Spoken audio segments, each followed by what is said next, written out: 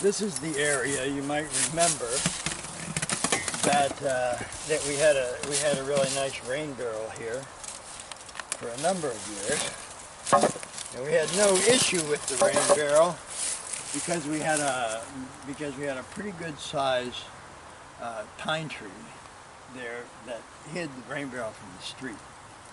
But once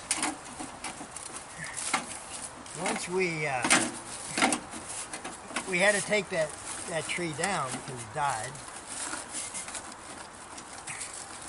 That exposed our rain barrel.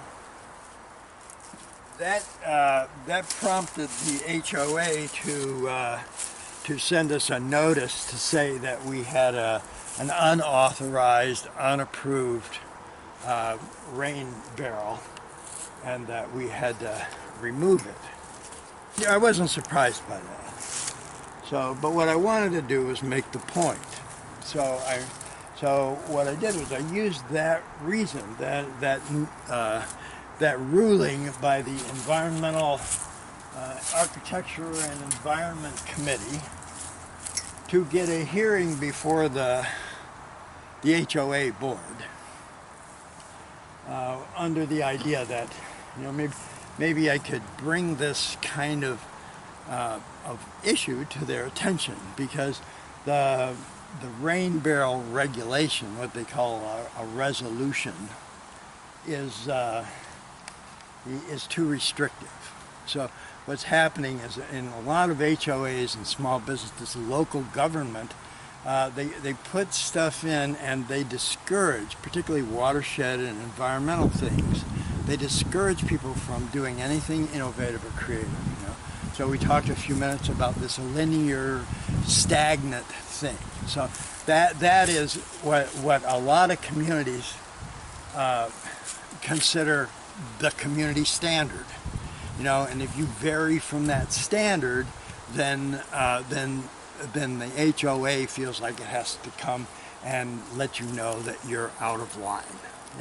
And that's their job, and that's not bad. But if the regulation is bad, then what they're doing is they're enforcing a bad policy, and they're discouraging people from doing things like rain barrels. And that's important. So I wanted to bring that to their attention, and I did that. The reaction was, what I went in was thinking, well, maybe I'll have a discussion about how we could. How we should address the resolution that governs rain barrel installation, and if we and take a look at that regulation and say, so I thought maybe we'll just have a discussion about that. I knew I was in violation and that I would more than likely have to take my rain barrel out, which is what happened, which is why you're looking at this and not the rain barrel.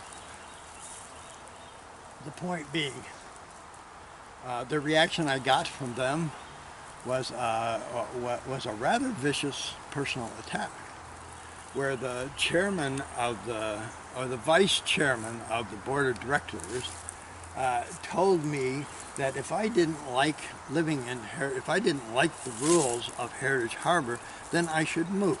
Not long after that hearing, I got a notice from them saying, number one, your rain barrel has been disapproved and you have to remove it. And number two, your yard has to be cut because it doesn't meet community standards. And if you don't do it, we're going to send somebody over at your expense and we're going to have them do it.